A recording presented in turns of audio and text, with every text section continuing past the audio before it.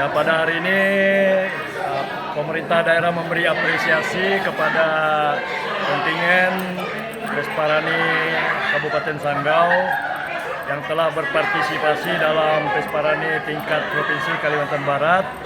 Dan puji Tuhan kita mendapatkan 2 medali emas, yaitu yang pertama itu bertutur kitab suci didapat oleh anak kita Efra, dan kedua cerdas cermat anak itu emas. Sebenarnya kita juara umum, tapi memang tidak diumumkan karena tidak semua lomba dilombakan, tidak semua cabang maksudnya, sehingga oleh panitia tidak diumumkan sebagai juara umum karena masih beberapa cabang yang belum bisa dilombakan karena keterbatasan anggaran. Untuk langkah ke depannya di tingkat nasional kira-kira seperti apa, Pak?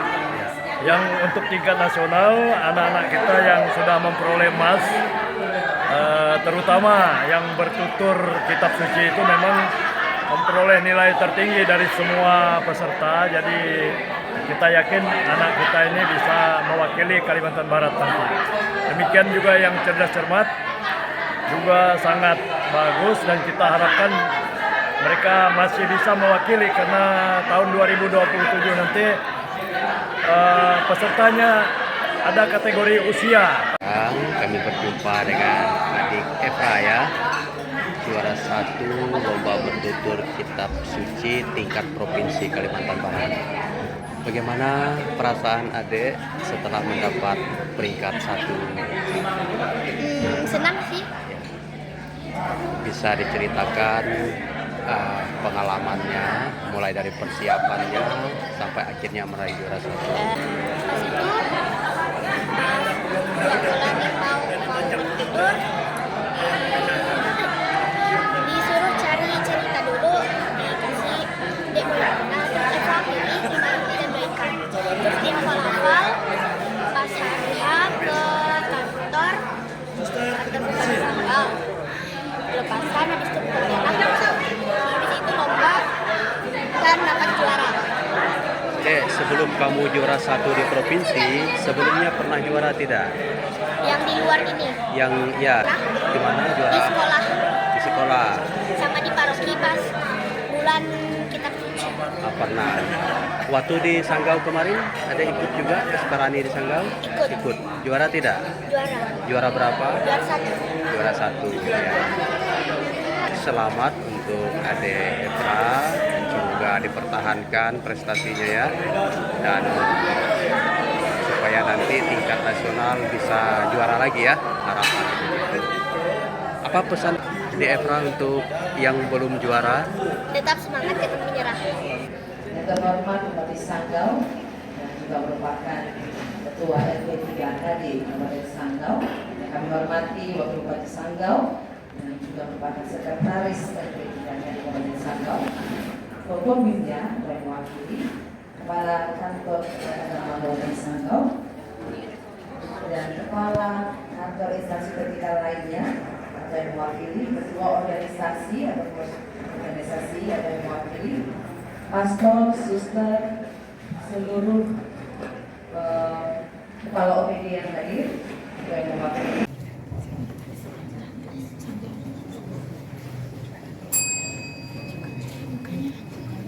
Hai teman-teman.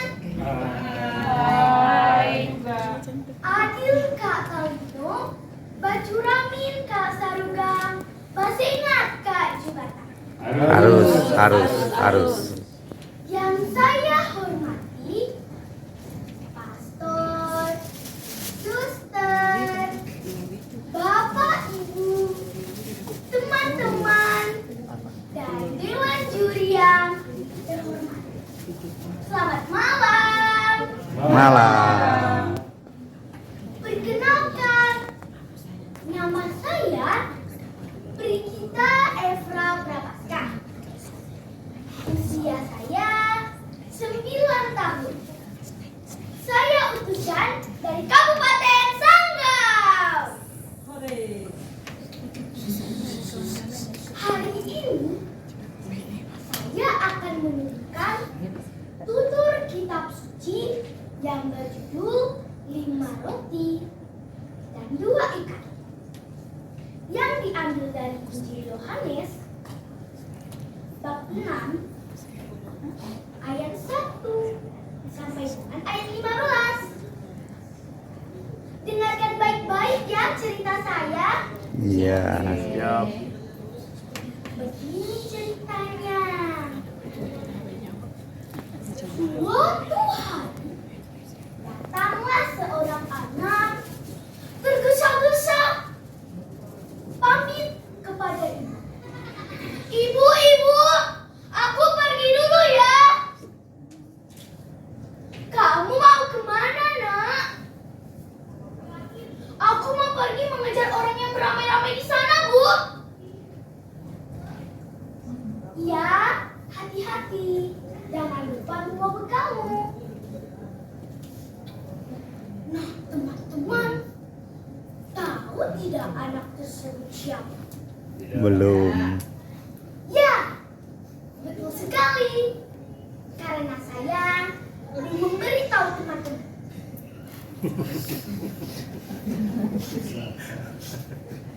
Waktu itu, Tuhan Yesus baru saja memulai pengajaran, menemukan banyak sekali orang sakit dan melakukan mukjizat-mukjizat penyembuhan. Dan karena itu,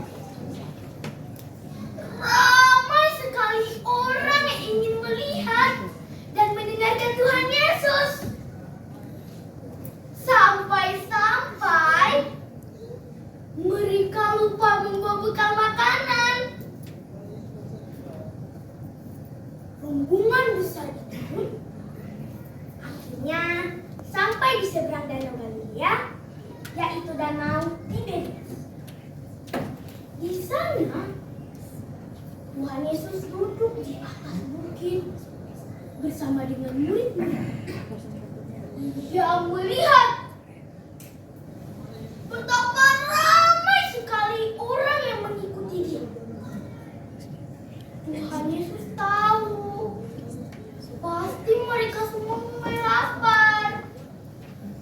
Jadi Tuhan Yesus bertanya kepada Filipus, muridnya,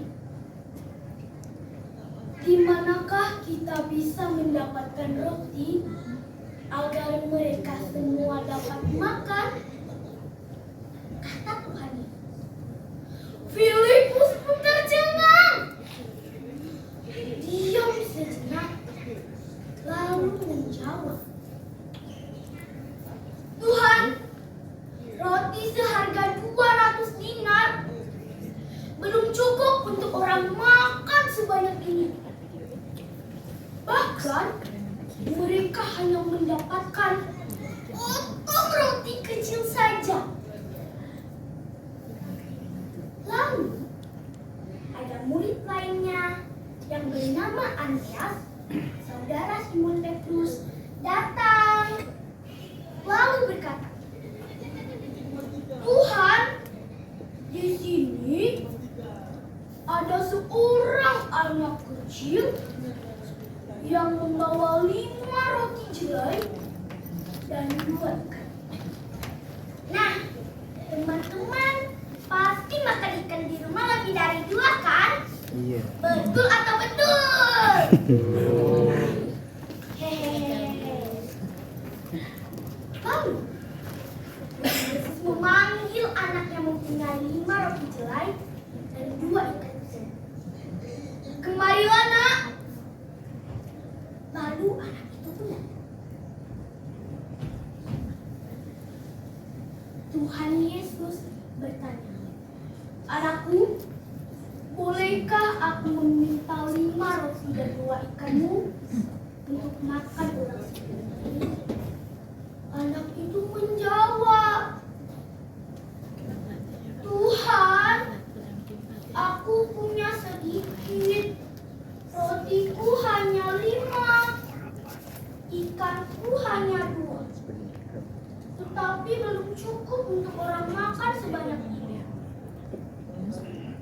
Lalu Tuhan Yesus mengambil roti dan ikan itu, menghadap ke langit sambil mengucap syukur.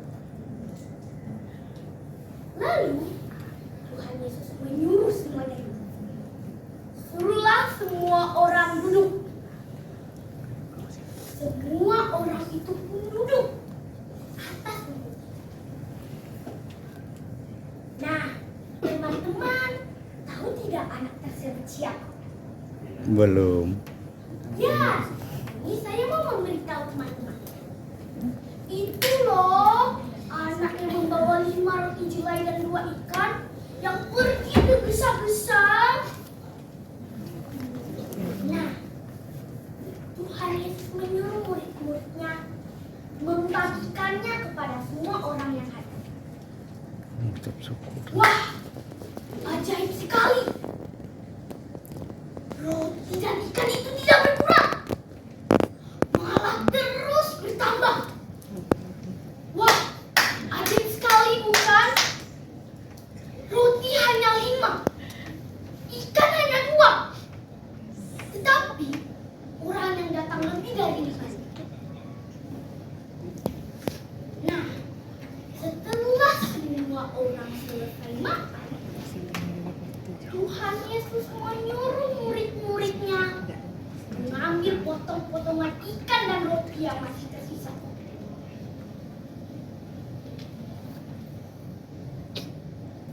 Tanpa diketahui orang banyak dan murid-muridnya, ia pergi sendirian ke atas bukit. Nah, teman-teman, seru bukan cerita tentang 5 roti dan 2 ikan saya? Seru. Terima kasih. Pesan moral yang bisa diambil dari cerita ini adalah bahwa Tuhan Yesus tahu setiap kebutuhan orang. Bahkan sebelum kita meminta, Dia dengan penuh kasih melakukan mukjizat besar dengan suatu yang kecil. Tuhan memakai siapa saja, bahkan melalui anak kecil. Tuhan membuka jalan bagi kebaikan besar. Nah, meskipun kita masih anak kecil, jangan pernah berpikir, aku masih anak kecil, mana punya apa-apa. Atau, aku masih kecil, mana bisa bantu apa-apa. Nah, meskipun kita menyerahkan semuanya kepada Tuhan, Tuhan akan memberi yang terbaik. Dan kita tidak boleh membuang-buang makanan tersebut. Itu adalah berkat dari Tuhan. Meskipun itu kelihatan tidak berguna di mata kita, tetapi itu sangat sekali berharga di mata orang yang sangat mengerti. Nah, sebelum saya mengakhiri, saya akan mempersembahkan 2 buah pantun. 5 roti dan ikan 2. Diberkati Tuhan jadi berlimpah. Hati yang kecil bila setia, dipakai Tuhan jadi berlimpah. Anak kecil membawa bekal, roti dan ikan sederhana. Kasih Tuhan abadi dan kekal menjadi berkat untuk kita semua. Amin. Sekian dari saya. Terima kasih.